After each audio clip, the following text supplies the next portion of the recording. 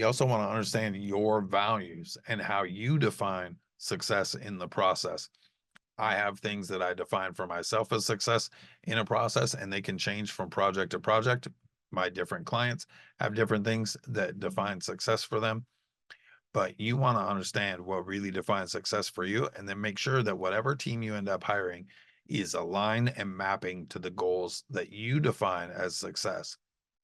Maybe success for you is managing out of pocket expenses. You don't want to spend a lot of money fixing up the property. You don't have the money to spend to fix up the property. You've spent enough money already. You got to really be mindful of that. So maybe that is a success thing. Maybe speed is key to you, that you need to be transferred and into a new place. You got a job transfer, you got to go somewhere else. You only have so much housing allowance for the new place. So you got to get sold out of this property and make it happen fast. The energy and effort that you have to put in. Do you want to use a done for you process? Sorry, I got a little typo. Uh, Done with you process or a do it yourself process. We kind of break things into three different offerings. We have a couple different packages. So we look at done for you, done with you, and do it yourself when we're looking at different ways to go. If you really want to do things yourself and save money from not hiring contractors and making all the improvements and doing all that stuff, then that can save you cost and price, but it will cost you time. How much you saved or made, is that what's really important to you? This is a thing that is important to a lot of flippers and investors who are selling properties. How much did I make? I'll do whatever I can to make as much as possible. It also transfers over to regular sellers. How much am I making? Some people get really caught up in how much they saved, and that's what gets them really excited. Well, I negotiated everybody down, or I didn't do this and I still did this, so I saved X amount of money, and which is fine. If that's what's important to you, be aware of that and be able to communicate that or make decisions around that.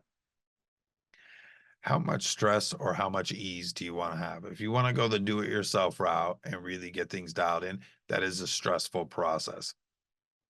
All the Home Depot runs, all the nights painting and touching stuff up and doing little repairs and doing all the stuff. That's a stressful process. Some people love that and that's how they want to spend their time.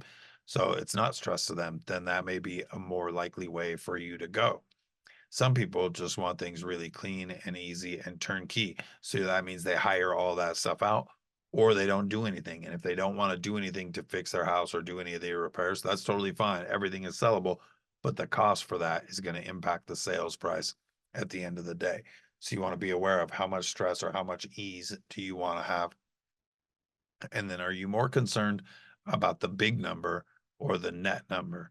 And what I mean when I say the big number or the net number is some people love to just be able to say they sold their house for X amount of dollars.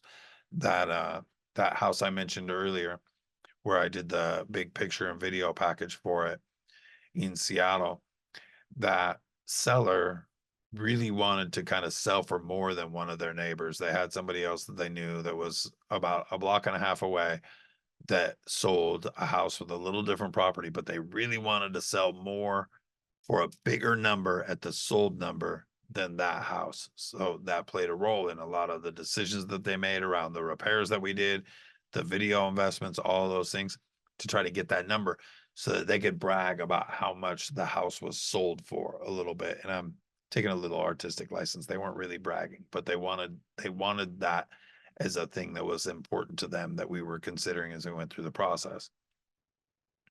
Other people are much more concerned with how much do they walk away with. And if they could walk away with, I'm just going to throw a number out, 700,000 with doing nothing and 740,000 from doing a whole bunch of work, they may or may not do the work based on that, because if the work is not worth the 40 grand, they're not going to do it. If they need all of that money, if that's really important to them, then they're going to do everything they can to get that net number there. And there's a few ways to try to optimize that. But if your net number is really important, and that this is a question that I ask everybody that I'm working with, where do you want to be?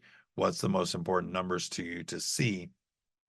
Then that informs the strategy and some of the things that we do as we're guiding people through the process of selling their house for them.